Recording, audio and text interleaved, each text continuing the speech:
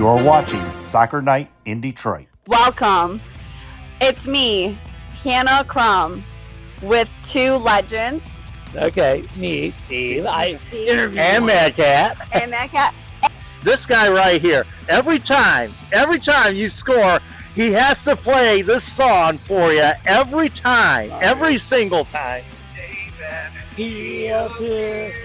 I believe in Derek. Let's go. Hello. We are back and better than ever as what was it, one of the shows back in the day? Mike and Mike in the morning, I think it was. Yeah, something like that. All right, I got my buddy Steve over in Hamtramck. This is it. This is our USL preview. We are 2 weeks away from the start of the USL season. Actually, a week and a half. Almost a week away. Yeah, almost a week away. You're right. The first game will be on Friday night. It's the El Blue Grassico between Lexington and Louisville City. Yeah, oh my God. Yes, that should That's be an original name, the El Blue Grassico. Blue Grassico kicking off the season. That means, well, we might as well say let's put things together as far as this 2026 season is concerned. And yes, there are still signings going on. Detroit City FC signed another forward. Preston Talbot Itaka comes to Detroit City SC from the Birmingham Legion, where he spent the last 3 years of his career. Also played with Las Vegas Lights, with the graphic you see here, in 2023. Also with New Mexico United, Hartford Athletics, San Antonio as well. So he's a well-traveled man. 18 career goals for that guy. Yes, and from what I understand, I talked with Kaylor Hodges from the USL show. They did a thing the other night as far as their preview. I like this pick up a lot for you guys. He's primarily a right-wing center forward who is up there as the fastest player in the league. He's a technical and can put on a good cross. I think it could be a good depth piece at left wing for DCFC if they want a winger who is cutting inside. Perfect 75th minute super sub for LaRouge. And the forward is filling up. Like he said, he could be used as a sub in the second half because usually in the 75th minute, Logic said, fresh legs, he's ready to go, could contribute, could score, maybe, but, you know. Proposes a question here. How do you think Ben Morris is coming along?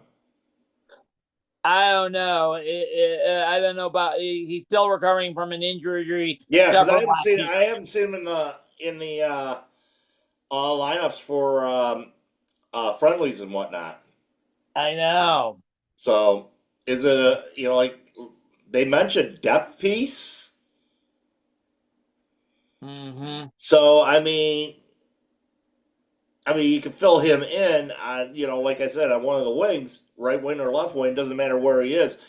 Mm-hmm. It's just that, who are you filling it in for? Are you filling it in for Atis Jouf? Are you filling it in for Cedeno? It's hard to explain what he could be as far as his position and what his talents are going to be, or how his talents are going to be used.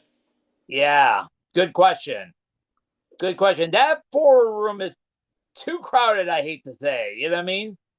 Way too crowded. Nothing wrong with that. No. I mean, because these guys, some of these guys cannot go more than, maybe 60, 65 minutes at times. And you need that extra boost at the end of the match. I know. So, that we shall see. You went down yesterday, I believe, and we are getting very close. Very close. Well, last week, I didn't go last week because we had Punchki Day activity all around Hamtramck. Didn't go Wednesday, knowing we're recording the show, which we recorded last. I decided to go down to the Michigan 20th Stadium, aka Alumni Field, and honestly, breadcrumbs, literally. I shot a video, and I'll give you my example. But here's the video I shot from the same position. Remember, 2 weeks ago, they tore down the south portion of the building, and look what there's left. Well, ladies and gentlemen, here I am. I was standing on this corner almost 2 weeks ago as construction was well on its way. I remember they did the north side first. Well, it's no longer there anymore. And from the look of the picture, they did this side, the second, the north side near Michigan Avenue. Now, what is all left? Well, this is what is left of the old town. Just the middle section with an elevator there with the steel beam holding whatever left of the top floor and siding left. And my, I just want to say, wow, this whole thing was very quick. Almost nearly 3 weeks they have torn down the entire hospital, and it looked like it's coming to conclusion. And as you can see, yes, rubble. Not Barney rubble or Betty rubble. So it will take about another month to clear out all the stuff there. And then you have to level out the field, and you guessed it. Groundbreaking either late April or early May, with construction starting this summer. Well, getting very exciting as we're almost ready to put a soccer pitch on Michigan 20th at Alumni 5 Stadium, and it will be something once it's completed. Oh boy. All there is just the center. Yeah, with the elevator staff and all that. And I'll tell you the truth, I'm totally surprised. I thought it would take about a month. It's now been 3 weeks, and they're almost done. Holy cow. Yeah, very quick indeed. And we were talking this earlier. The building itself, not a lot there as far as brick and mortar is concerned, compared to the other building that was taken down recently in the Detroit area, the Mammoth building, which was there for many a year. An old brick and mortar building sitting there, brick and mortar building on Grand River in Greenfield. Yes, and that was the former home of the Kingway department store. Remember that store from the 70s? How about Federals? Oh, that's even longer than that. Yeah, that was an old Federal store from back in the day. Yeah, and but there's a comparison. That was a brick and mortar building. The hospital was a steel building with aluminum around, but both buildings have been abandoned, every scrappers or urban explorers. But like I said, it's a little dangerous. We saw what happened last summer when an urban explorer entered the hospital and fell to his death in an elevator shack. You know what I mean? And that's the reason why buildings are dangerous. But unlike the Mammoth building, which was a big building, the hospital was a smaller scale, literally. Yes, very small scale. Indeed. So yeah. We are getting close, and then once they clear everything out, they can start building. Yeah, they could start building, and I have heard the timeline. We said it will start probably late April, early May, and they could start building this thing. But with the timeline of this whole thing, I'm going to call it out. Now, remember, I don't have no inside information or no inside knowledge of what's going on. But this is my prediction. I think, and this is they want to do this right. I'm going to say, I don't think it's going to open in time in 2027. I'm thinking it's going to open in 2028 because you don't want to rush things. You want to make sure the building is safe, ADA compliance, everything, emergency exits, and all that. You know what I mean?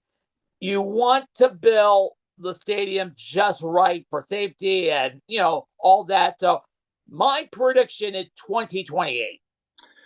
If you want to get everything right, that's the thing. We've been told that the stadium's not going to look like what the renderings show you. So and a lot of that has to do with costs. We're talking like possibly in the $300 million range, which is way more than what Detroit City has is thinking about putting into this stadium. So things are going to be a lot different than what you see in the renderings themselves. Yeah, you I wouldn't say a point lot out different, but I heard there's going to be tweaks to that.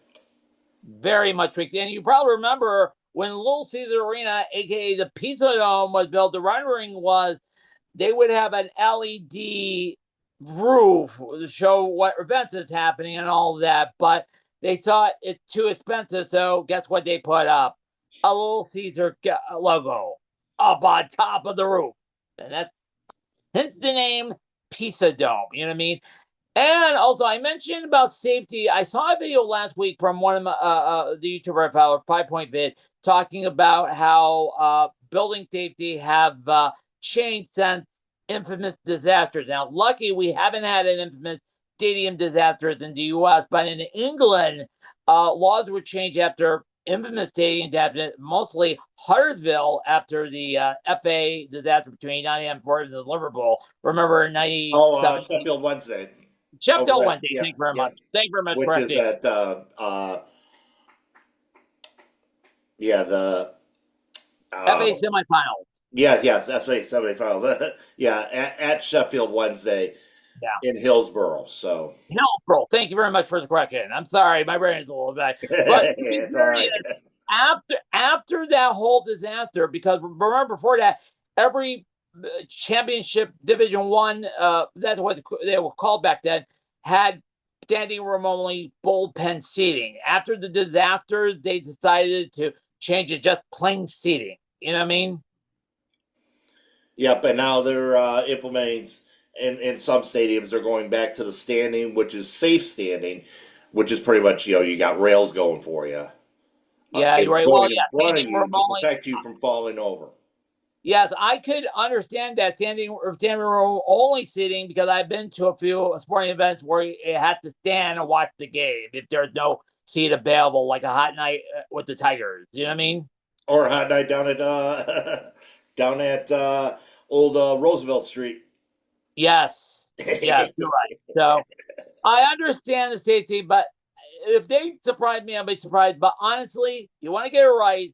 I don't think it's going to open in 2027, maybe the mid 2027, but I'm still sticking to my gun. And if I'm wrong, I'm wrong. I'm sticking to 2028. A lot of supporters echo your sentiment there as far as that goes. We've been hearing kind of a little bit of skepticism as far as getting this thing going by 2027. One thing we gotta get. If the started delay is delayed, what's going to happen? Do you think DCFC will go to Hamtramck High, Hamtramck Board of Education said, our team is not ready. Can we play one more year at Keyword? There could be that possibility. Yes. Okay. Plus, okay, now we're ready for what you all have been waiting for. The predictions. It is time. It is time. It is time for our predictions for the 2026 USL season in a little segment we like to call the USL Today. Pittsburgh has not seen a night like this! For the first time ever, the Riverhounds, Eastern Conference champion! But there's seconds left. And there it is!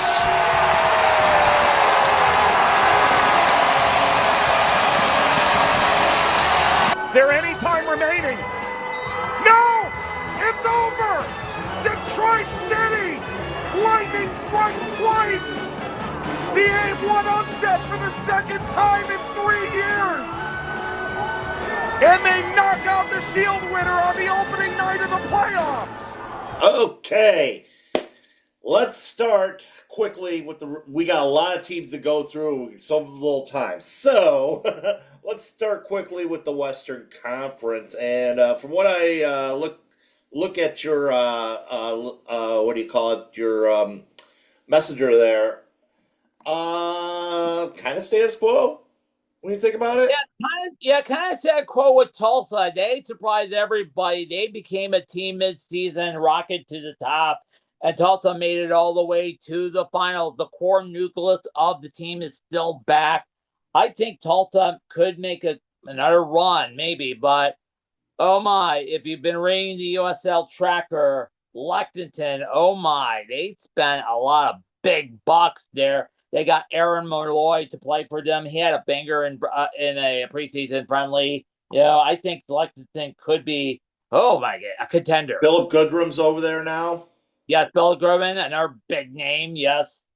And remember last year they tried to spend big as well, trying to make it in their first year. They barely missed out on the playoffs. Yeah, that's your upgrade there. You get those names, But you see them as a top two.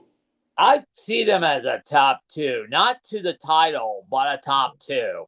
Yeah. Also, I think New Mexico United, they are a pretty great team. You know what I mean?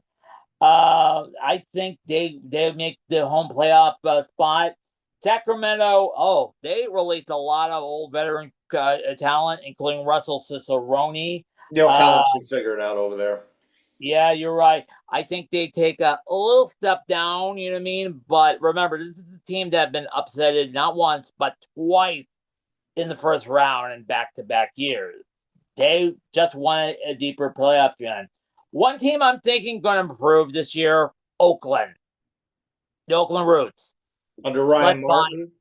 Yes, led by reigning golden boot winner Pete Wilson, who act out Cal Jennings to win the Golden Boot. I'm thinking Oakland will be a playoff team, not close to the home playoff dot yet. To round up my Western Conference pick, San Antonio, still status quo there. So, like I said, and I have to admit, it was a little bit tough. I had to change some of my predictions a few times, but I'm going to say San Antonio. And to rounding up, El Paso and Phoenix Rising, I think they're the last two in. The first team out, just missing the playoff, Colorado Springs Switchback. 2 years they've gone from champion of the USL to not making the playoff. They just recently replaced their manager. Turnovers a bitch. Turnover plenty. Yeah, I don't think so. And to rounding up the teams also missing out, Orange County, Las Vegas Lights, they will get off the bottom. And Monterey Bay, which have their lineup filled with Neck Pro and Division 3 kids. So, welcome to the jungle. Will that work out? I don't think so. So, that's a lot of people have Monterey Bay as, possibly the one sitting on the bottom of the feeder or whatever is a wooden spoon, and I can honestly agree on that for sure. So the way I look at it in the West, I gotta go to my photos because I'm trying to process these here. Let's see here. So I have in the West, I have New Mexico United, and this is all because of Taylor Calera being transferred for FC Tulsa. I think that balance there is gonna flip it for the for the West there as far as the top two positions are concerned. Sacramento, they're gonna be what they're gonna be. I have them in the third spot. I think Sacramento will I think they're a solid top 4 team no matter what. Here's the old Western Conference pillow fight deal here. I got San Antonio hosting a playoff game. Oh, okay. Yeah, I'll San Antonio hosting a playoff game. Now my bottom 4 of making the playoffs include Lexington. I don't think they have enough to make it to the top 4. I think they have enough to make it to the playoffs, in my personal view. Like I said, these are predictions. We could be wrong when November comes.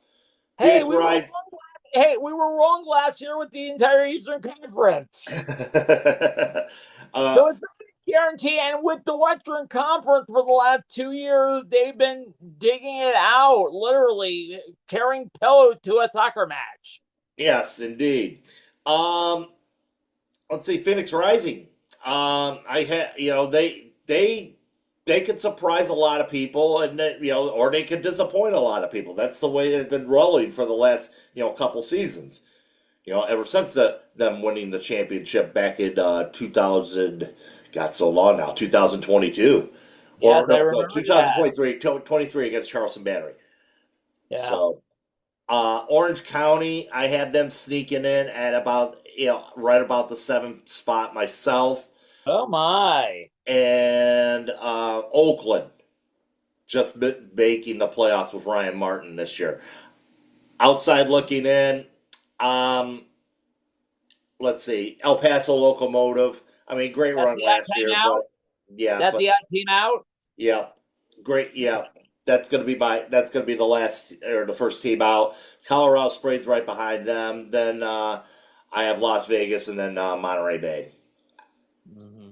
Yeah, a little bit different because, like I said, the Western Conference, you don't know because it's surprising it came down the last week, and 2 years before that, it came down the week before that. So Yep, it always does. It always does with the Western Conference. There's a reason why they call it a pillow fight.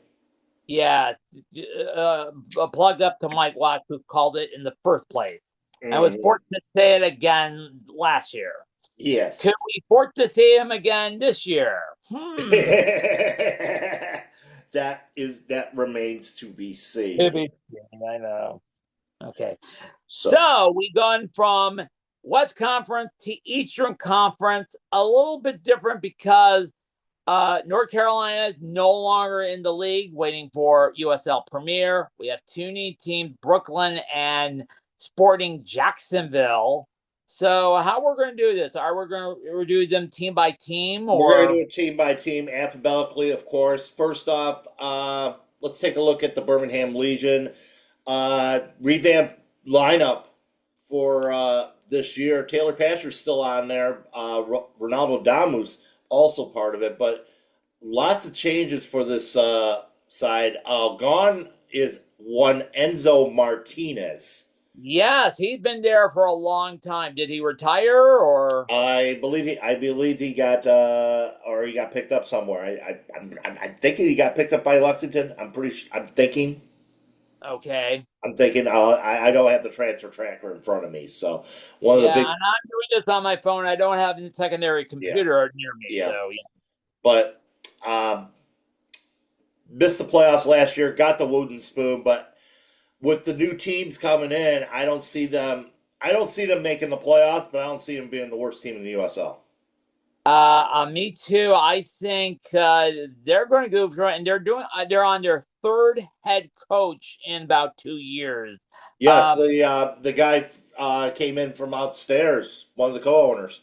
Yes, replaced the guy who used to go coach. Replaced Mark Briggs. Yeah, Mark Briggs, who got called up by FC Dallas in the other league. And he was only slated to be there until the end of the year. So Oh, I see. yeah, so that's how that went. Um, Next we'll look at Brooklyn. Then one of the newer teams. Yes, roster not really filled out a hell of a lot Ugh, when you think about it. yeah. I know, it's like the bare minimum, the bare necessities here. They don't even have a right back from what it looks like on the graphic there. Um, Mhm. Juan Obregon might be a player to watch on that club. Obregon, a prolific goal scorer in the USL. Mhm. So I'm not looking to see a hell of a lot from this club. It might, but then again, Brooklyn women's side kind of made some waves early on in the Super League last season. Yes, you're right. Yeah, and I gotta say, this is a rookie team. They're gonna have their struggles. I'm gonna say, just like all expansion team, unless you're the Las Vegas Lights or some other team. Sacramento Republic. Oh yes, you're right. But I don't think they will get out of the playoff. It would be a miracle, as Barry Manilow would say, but I don't see it. Nope. No, I don't see that happening. So, Let's take a look. We're not like Detroit City FC from our first year, and we've been in the playoff every year since we've been in the playoffs. So let's take a look at the Battery.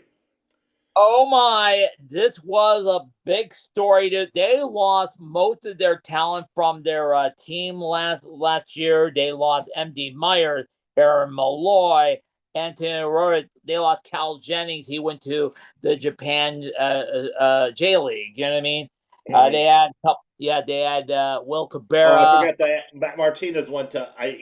Martinez ended up going to Charleston. Charleston Battery, yes. Yeah. Oh, yeah. Well, that could be a good help. Also, they added Will Cabrera, Sean Tuber, who was a defensive forward for Pittsburgh, and Louis Kittu. So yeah, they're going to be. But I see a little trade-off, a little bit. I think they're gonna kind of a little bit of a downgrade because the team that got you there, but you can't count out Ben Perriman. He will know how to craft a lineup for success this year. Two of the Golden Boot contender. 2 years in a row, they've produced the Golden Boot contender. Whether it been Nick Marcanic back in 2024 or Cal Jennings last year. Yes. And another player that's not in the lineup this year is M.D. Myers. Yes, he moved on to Tampa. He took good talent to Tampa, which we'll get to in just a minute. Yeah, and the thing is with Ben Perriman, he'll find a way. He will find a way to keep his team up into the top 4 of the USL Championship. All right. I think they're still a top 4 team. I think they're still a top 4 team. Oh, absolutely, absolutely. Well, next would be Detroit. We're not going to do them until last. So yeah, we talk about them all the time, but yeah, we'll get to them last. We'll save them until last. So H would mean Hartford Athletic playoff team last year. Lots of changes in that group as well. Yeah, I see a lot of upside for Hartford. They got Augustine Williams. He go from Pittsburgh to Hartford. They'll have a little bit of a different lineup, right? Yeah, Nagilna is in there. He was a huge factor last year, and of course, Anthony Siaha. You can't really talk about Hartford without talking about him. One of the top goaltenders in the USL Championship. And they had that remarkable run, and remember, their run started with a game against Detroit City. They were in last place, and they beat us back-to-back week. Well, we lost to Oakland the week before, and that they put a rocket ship into the playoffs, literally. And also, they won the U.S. Open Cup, formerly the Jaeger. Nope. They didn't win the U.S. Open Cup. They won the sorry. USL Cup. Sorry. You're giving them too much credit there, buddy. I'm sorry. But yeah, they won the USL Cup, formerly the Jägermeister Cup, now the Protect Tire Cup, literally. Or just simply Tire Cup. Okay. But yeah, Hartford, they could be a team that could, Brendan Burke is one of the better coaches, and he's turning this program around. Kudos to him as far as that goes, and I think they're going to be a threat, a big threat. Another surprise team from last year was Loudoun United. Yeah, they had a really fast start with their goal scorer Akuku Ekescu. I hope I'm pronouncing his name. No, Abdulatif Abakora.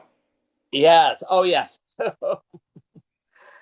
My mind is working tonight. So I call him Abdi for short. Abdi Abakora. It's Abdulatif Abakora. But they faded, and it was good enough to get into the U.S. Open Cup, but they didn't. U.S. Playoffs. Oh my God. Sorry. Yeah, the U.S. playoffs. Oh my God. 11 a.m. recording time doesn't work on my brain, for God's sake. I'm still just up. But yeah, the USL playoffs, they were eliminated in the first round, but their coach went to Oakland Roots, and now they're doing a little bit different setup. Yeah, like I said, they also lost their goalkeeper, I believe. Oh, I okay. think so. Yeah, they did. They did lose their goalkeeper. Like I said, I'm not a transfer tracker right there, but I could actually look that up real quick. But lots of changes to that lineup for Loudon. So it's it's hard to. Could they be a playoff team? Maybe. Could they be a team look on the outside looking in? Probably they could battle for one of the last couple of spots in the playoffs. So, or will this be a one-hit wonder? Make the Exactly. playoff. They lost Tommy McCabe, Hugo Farou is who I was thinking. Yeah, big loss there at the goaltender position for them. But the next team we're going to look at here is, let's see, we skipped a couple here. I forgot the I's.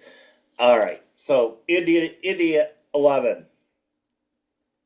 Yeah, and considering they have been in the news for the last couple of weeks because of a relocation threat from MLS, Vancouver, Indy, we talked about it in that show, but they did get a pickup last year's MVP of the playoffs, Eric Dick. He didn't allow a single goal in the playoff.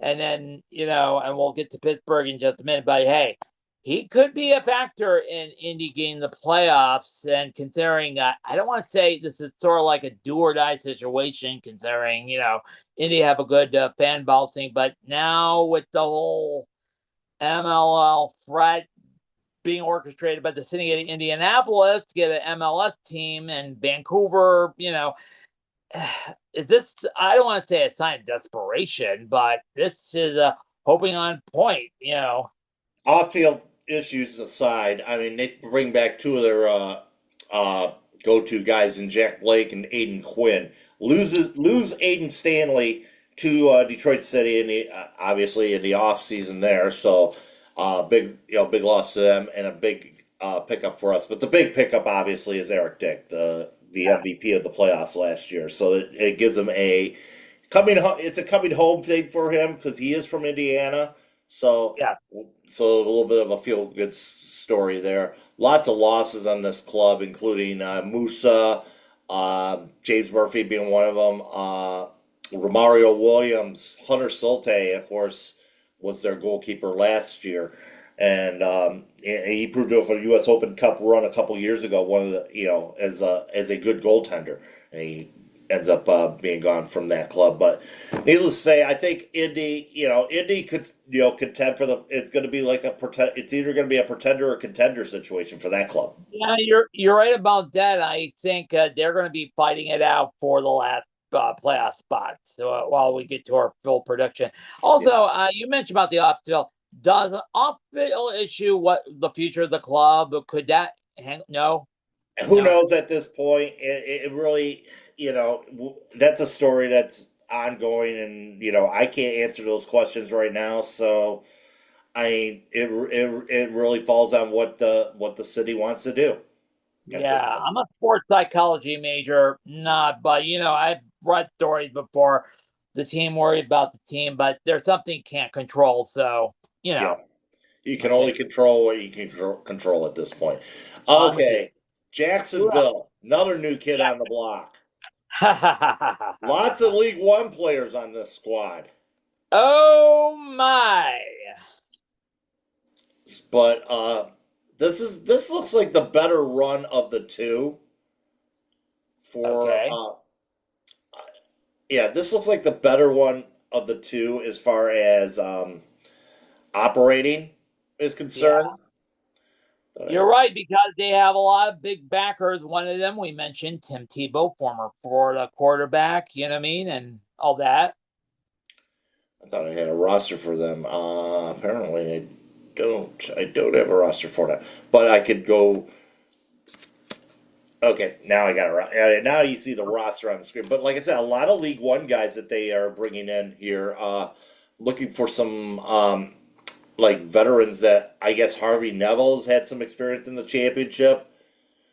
Um, Looking for players that a lot of them, I mean, they got good depth. Let's just put it that way. They got better depth than what Brooklyn has at the moment. So yeah, so that's another team there.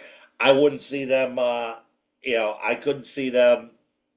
Being on the bottom. They're probably going to be one of the bottom two teams in the championship or in the Eastern Conference this year. I think I agree with you, Dare. You know what I mean? I think they could make sort of a front of a run, but I don't see them passing. I got them in the low tier of my list. You know what I mean? Yeah.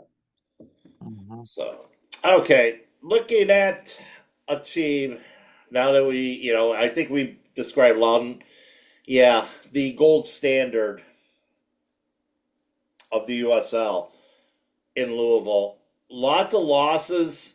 Cameron Lancaster, as you know, just retired the other day. Last week, yes, he Brian retired Ormsby retiring.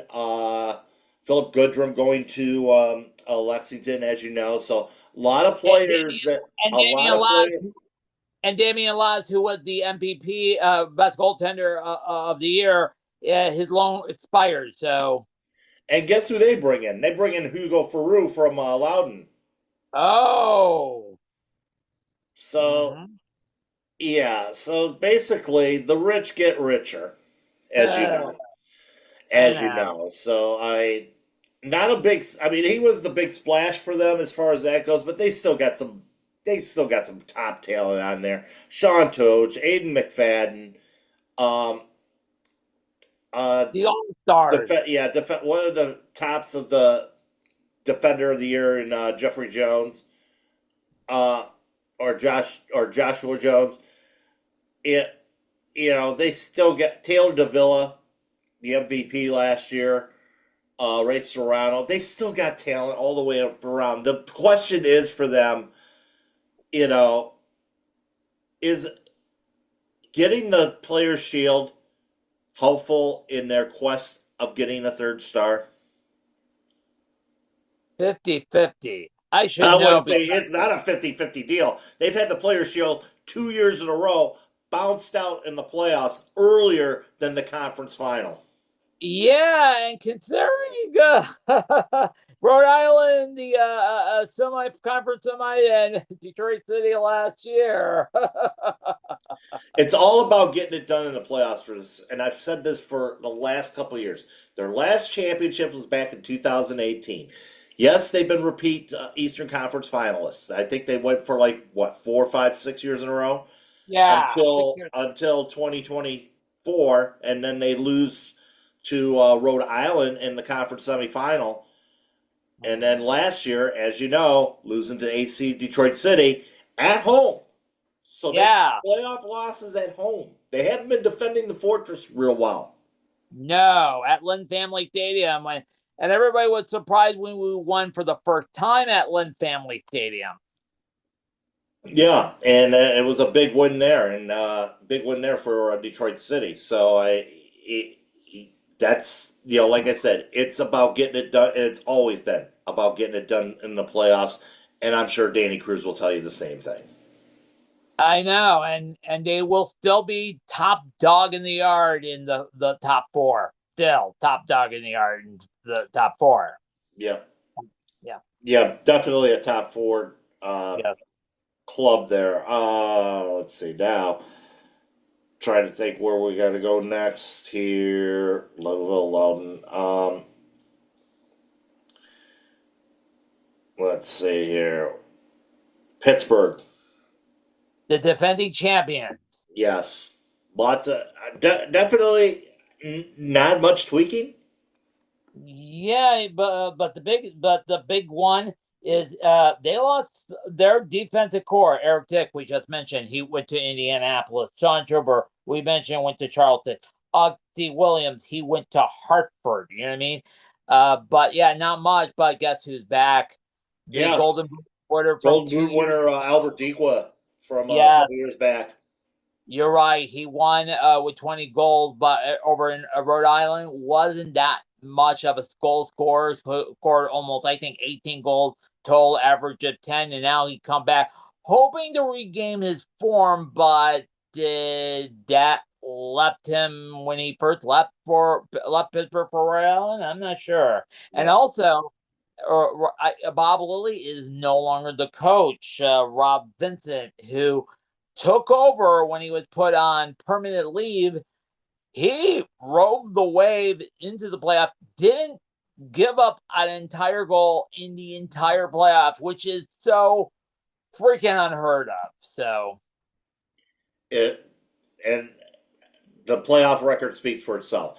Didn't you're give right. up a goal throughout the whole entire playoffs, that club. And that's a lot to do with its defense and obviously the goaltending of Eric Dick. But they bring in Nick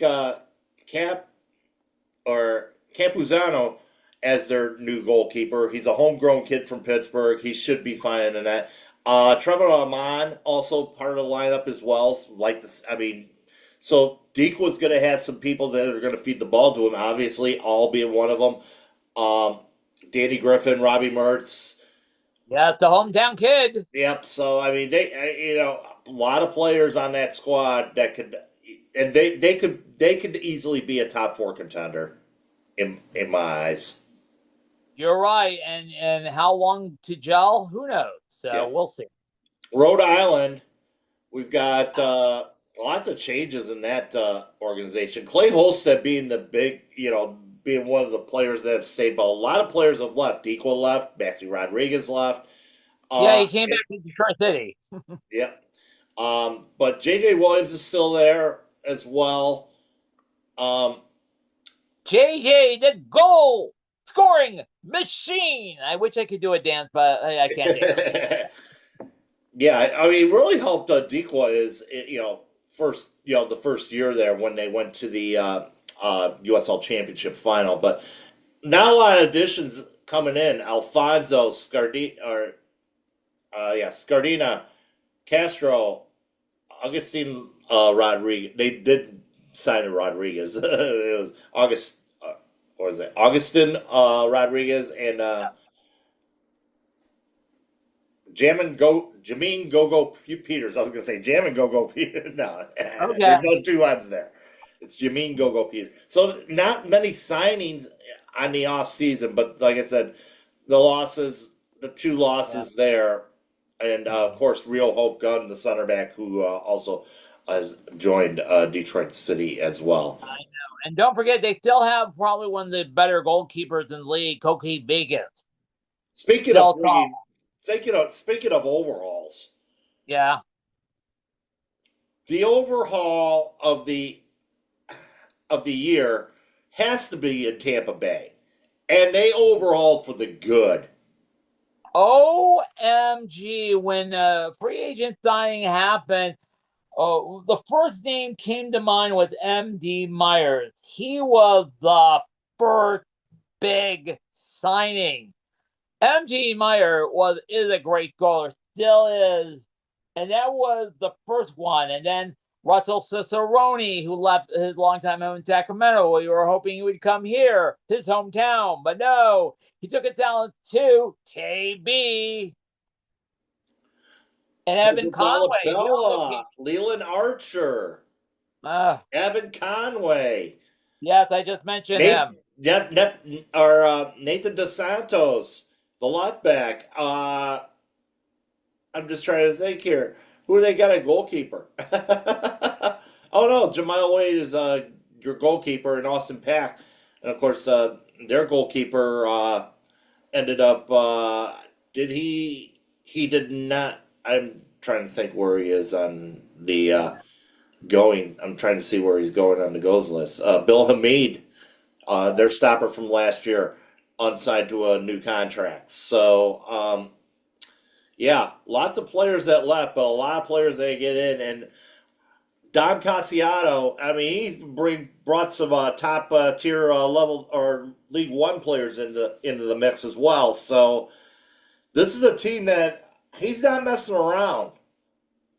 No, and I think the entire league is about to find out. And I think this could be an instant contender to, I don't want to say upset the top tier and challenge Blue City to the title, literally. And they could make a deep run in the playoffs. This is a But team that missed the playoffs last year and is meeting business. They want to get back. I know, and we're all scared in our booth. Tell us our last two teams on the Detroit City schedule, Louisville and Tampa Bay, and we're shaking, literally. Another team that made a lot of changes this year was the Miami FC. Not a lot of big names coming in, but one of the big names from last year, not with the squad, and that is Francisco Bonfiglio, who was their leading goal scorer and a Golden Boot contender from last year. Yes, he was a Golden Boot contender, not in the team this year. Wow, where did he go? Did he went overseas? I haven't seen where he ended up going, but as I mentioned, this team, they were contending for a playoff spot. They had some, we thought they were going to get it, but how it happens. You get to a certain point in the mid-season, and then you start fading away. And they faded too far away. They did not get the Golden Boot, or not the Golden Boot. They did not get the Golden Boot. They didn't get the Golden Boot. They didn't get the wooden spoon either. No, yeah. And they're still trying to find their identity after that horrible season 2 years ago. Remember? They've been trying to find their identity ever since they've joined the USL Championship. Oh, yeah, from the version 2 NPSL Pro. Yeah. Or Members Cup or whatever the hell that was. Remember Members Cup? Oh, my. Dating ourselves here. I mean, we've been here a while. I've been following the team for almost 15 years. I'm dating myself, too. Yeah.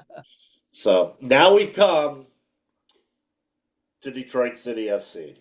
Yes, we have focused on 12 teams, and yes, here it is, us. Yes, and you know what? Overall, I mean, there's been a lot of people talking about how, with the signings and whatnot. I'm liking, what we're bringing in. Mm-hmm. Especially bringing Maxi back, re-signing Kobe Hernandez Foster. Let's see how he does this year, with a full year under his belt. Atis Juve coming back. That's a big, big kick for the offense for sure. I thought he did well. They should have put him in earlier in the year, in my opinion. But a lot of good things as far as coming back. Yes, we know of the losses, big losses in the backfield. The thing is with this backfield, Stephen Carroll retired, and big losses in the backfield. The thing is how my question is, how are these new players going to be as far as that goes? And looking at the depth chart, you got Devin Amumensa and Michael Bryan in the middle. What makes you think Rio Hope Gunn or Colin Montgomery won't be the guys in the middle, and then leave Mensa and Bryant back into their wing positions where they're more effective? Yeah, and it's been always our sword, the defense, and they'll have to adjust, But I gotta say, the defense still is solid. You know what I mean? Still is. The elder statesmen of the club are both, as far as that back line goes, are Devin and Mikey. So a lot of new blood coming into that backfield. So I mean, at least they're addressing the need as far as that goes. So as far as the depth goes, I mean, you could Aiden Stanley coming back, from that ACL injury there. Another big question is, and I do have it up front because now you signed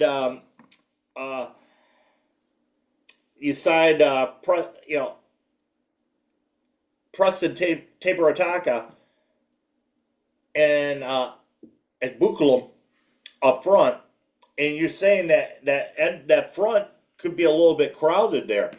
You think they're making these signings because a certain forward might not be coming back. Yeah, that's Ben Morris. He has been out since last year after a serious knee injury. I don't know the progress of his rehab. It's This is like working his third along. knee injury in the last, third Yeah, knee. Yeah, this is his third knee injury. yeah. The question is he going to come back 100%? Is he going to be coming back as a super sub, or Probably a super sub. how Yeah. is that going to fall out? Do these two forwards happen to be fill-ins at this point? I know. Are either one of these nines? I don't think they're nines. I think they're more of 10. You know, I Yeah, think they more like played the 10 or whatever it is. I see. And like I said, the forearm is going to be the strongest streak, but dude, that is definitely crowded, literally. And that midfield is looking a lot stronger now when you see both Maxi and Kobe together. I think that's going to be really strong. I think the odd man out here is probably going to be Ryan Williams. Oh yes. As a center midfielder, because if you got those two, I mean, why would you could put him in, he could put him in, late in matches, or you can move him to the wing spot himself. But you also got Haruki Yamazaki, who's Great winger. a great Great winger winger. himself. And then who knows with Lejeune? He was oft injured last year. He should be coming back strong into the lineup this year. And we said that last year. We thought he would come back strong. He never did. Yeah. So, Yeah. all right, let's put the And what money about where our goaltender? mouths are. We didn't mention about goaltender Carlos Saldala. Could he step up to the next level? That's an interesting thing. That's an interesting thing to say. I mean, Carlos Saldana I think he's a capable one, but a lot of people are saying that we got two capable number twos vying for a number one spot in Herrera and all that, in Herrera and Saldana. Saldana. The thing is, though, Saldana's up there in years as well. So, Okay. but top-notch goalkeeper. He's got us on some big spots before. I know, and looking at his playoff run last year, he knows how to play the big game. So Absolutely, And absolutely. we didn't mention one guy. How many times will say his name and he will score? Well, we didn't mention him obviously because he's going to be the go-to guy. Uh-huh. He's going to be the go-to number 9 Uh-huh. right now. And the thing is, he had that stretch early on in the year, and then fell off in the summer. I know. And the question with him is, can he be more consistent than he was last year? That's a big if. You know what I mean? So he got lightning in the bottle and it fell off. Including that brief lightning in the bottle in the midseason when he scored 3 goals. So we'll see. Yep, we shall see indeed. So, well, all right, let's put our money where our mouths are. Okay, do you want to go first this time since I went first with the West? Okay, yeah, we can go. I'll go with my prediction here as far as the Eastern Conference goes. I see at the top, Lou City. To beat a man, you got to beat the man. And right now, Lou City's the man as far as the Eastern Conference goes. Players' Shield winner. Maybe Danny Cruz will lower the expectations a little bit. Maybe give it to somebody maybe they give it to end up giving it to like New Mexico United or somebody like that. Whatever, but maybe take a little bit more pressure off them. We shall see. Number 2, I got Tampa. Tampa, obviously one of the big stories of the offseason. They reloaded. I think they reloaded for Bear, and they're going to be making an attempt to right the wrongs of last year. Charleston Battery, can't count out Ben Pierman. I got them at 3rd. Pittsburgh gets the last home playoff spot. As far as contenders go, I have Detroit City in 5th. I think this lineup can easily make the playoffs this year. It's going to be a dogfight like it was last year. Rhode Island, I got them sitting in the seventh spot, or no, the sixth spot. And the seventh spot, I have Hartford Athletic. I think Brendan Burke is going to have enough, put them over the edge where they can stay in contention. Then I have the Indy 11 sneak it in. Oh. In the bottom spot. Outside looking in, I've got Loudon. Birmingham Legion. I don't think it's going to suck as much as it did last year. Then I have Miami FC, followed by Jacksonville and Brooklyn with the wooden spoon. Okay. All right, interesting pick there. Well, I want to flip-flop because, we were complaining, oh, here we go, Tampa Bay signing another player.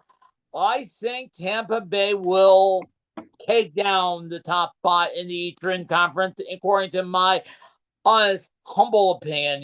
If you're making a lot of investment on player signing like MD Myers and Cicerone and that other guy, I think they could challenge Lou City, relaxing the top. It's just like challenging the king of wrestling. So I'm thinking Tampa Bay. Lou City, I don't see no lot their step. Like I said, our player retired, moved on. Hey, they'll grow another lemon. They'll become powerful. But for this part, I think they're going to finish a close second. Now, here's the surprise from me. I'm confident about this forward class, but mostly in the forward and midfielder. I'm going to say Detroit City grab playoff spot number 3. Yes, I'm calling it right now. Playoff number. Charlton Battery, yeah, they have re-signed a lot of great players, but when you have the loss of some great forward like Myers and Jennings, and I'm going to say they lost a little bit of stuff, but I'm going to say that that's your top 4 home playoff spot. I would see Hartford rebuilding from their run to the Tire Cup and to the race for the playoff. I will say number 5. Hartford, that's Hartford. Number 6, Pittsburgh. With the loss of Stuber and Dick, I think they're going to kind of struggle. Yes, you have a little bit of Dequan. You still have it but I'm going to say number 6. Loudon, I'm going to say they're going to start off slow. I'm going to slide them in the number 7 spot. And number 8, I'm going to say Indy will sneak in to grab the 8th and final playoff set. The odd team out, despite J.J. Williams and Kogi Vegas, but they have signed a whole new roster. I'm going to say Rhode Island will be the odd team out. And the bottom, Birmingham, the Miami FC, Brooklyn, yes, Brooklyn, and I'm going to say Sporting Jacks will win the wooden spoon, according to my opinion. We flip-flop on that because I think Brooklyn does not have much of a squad to compete. But, nonetheless, we both agree they're going to be the bottom 2. And, the other 3 outside, they're not going to get the wooden spoon. And Birmingham, Kaler, you don't get the wooden spoon this year, so be thankful there. Yeah, by the way, who do you think of the teams that I'm going to mention them, Las Vegas, Monterey Bay, Brooklyn, and Pontiac. Who do you think going to win the overall wooden spoon? I'm gonna take a gander at Brooklyn. Okay. All right. I'm going to say Monterey Bay in the West. I think they're slightly better, Monterey Bay. I think they're slightly better than Brooklyn. They got some young talent over there. I don't think they're going to be. I mean, they had some contention of getting into the playoffs last year, but I don't think it's going to be enough to even pass the lights in that division. However, they're not going to be the team that's going to be on the getting the spoon, because, like I said, I see a lot of holes unless there's. Like I said, we're almost a week out from their opener. I wouldn't see, to be honest, I wouldn't see them improving all that much. Okay, well, you probably goes. know after the end of the regular season, we're going to review our playoff picks, see if we were totally right or, like last year, way off. Yeah, indeed. Yeah, we'll definitely take a look at them. For sure. So, but no sorry, not sorry this week. All right. Yeah. let me tell you, these prediction playoffs are fun, but remember, no guarantee it will fall on that. It's a 6-month marathon, literally. Absolutely.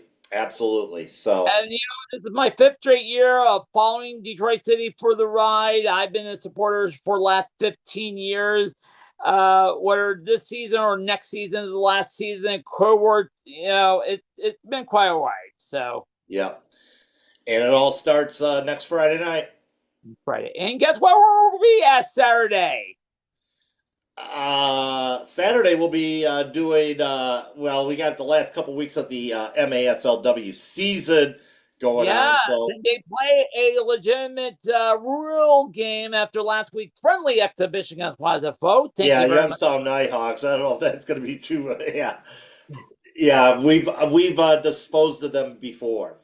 Yeah, you're right. Twice. You know what I mean? And now we're going to probably do in home soil. The last 2 games at home, one against Youngstown, the other against FC Columbus, who gave us a really great match when we visit them. So, and there's tons of playoffs on the line. So we'll mention this on Saturday. We'll be there pre-game before the show, and then post game, and the whole 9 yards. Who knows what will happen there. Apologies for the audio on Saturday night. Hopefully I sounded loud enough. My microphone was working really good. You know what I mean? I gotta turn it on. Do a double check. Always double check your equipment before you record. I know. That's all I got to say about that. So my mic was working, and by the way, that was our shortest show we have ever done. 15 minutes. I mean, really, there wasn't much to talk about that friendly. So no, but we got Hannah Crum. That's the important thing. Although she didn't avoid the question, are they lucky not to face Toledoville this year? Yeah, no comment. I'll probably ask we don't have to worry about Toledoville that much unless they end up winning the Heartland division. It's not. No, it's the Valley division. I think it is. Valley division, okay, or the Valley Girls division, either the Valley division or Heartland division, one of the two. But we shall see. But needless to say, we'll be back Saturday from the clubhouse. Until then, Steve and Hamtramck. Thank you very much. Season underway. And by the way, the kit reveal, they will reveal their kit next Thursday. Yep, next Thursday at forgot the name of it. I forgot the name of the venue too. But hey, safe dates and be good. It'll be on the east side. It's a it's not that far from the city clubhouse. No, it is not. And Big Pink is the Big Pink is the location. That'll be next Thursday night. Yep. You will be there. Hopefully we get some good video from the kit presentation there. So. I will send you video from the kit presentation. I always will, though I have to clean up my phone, put some of my old videos and photos on a flash drive. So, all right, Steve. We'll see you Saturday. Bye-bye. All right. And for all of us here, keep your feet on the ground. Keep reaching for the galaxy. And most of all, be good.